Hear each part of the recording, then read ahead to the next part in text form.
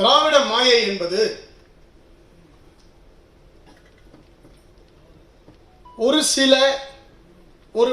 50 ஆண்டுகளுக்கு முன்பாக சென்றோம் என்றால், 70 ஆண்டுகளுக்கு முன்பாக சென்றோம் என்றால், இன்றைக்கு இருக்கின்ற ஊழல்வாதி தமிழக முதலமைச்சர் ஸ்டாலினோட கொள்ளுத்தாத்தாவிலிருந்து வர வேண்டும்.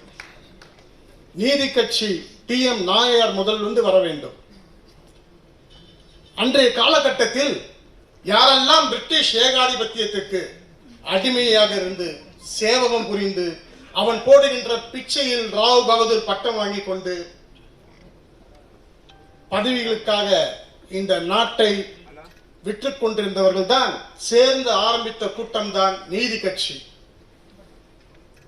ஆனால் இன்றைக்கு பேசுகின்ற திராவிட முன்னேற்ற கழகத்தின் நண்பர்களும் சரி, திராவிட இயக்கத்தின் நண்பர்களும் சரி, ஏதோ இவர்கள் தான் தமிழகத்தில் இடஒதுக்கீடை பெற்றுக் கொடுத்தார்கள், இவர்களால் தான் இன்றைக்கு தமிழன் தலை நிமிர்ந்து நடக்கிறான், இல்லை என்றால் பள்ளிக்கூடத்திற்கு யாரும் சென்றிருக்க மாட்டான் என்றெல்லாம் தவறான பொய் பிரச்சாரம் கடந்த 80 ஆண்டுகளாக நடந்து கொண்டிருக்கின்றது.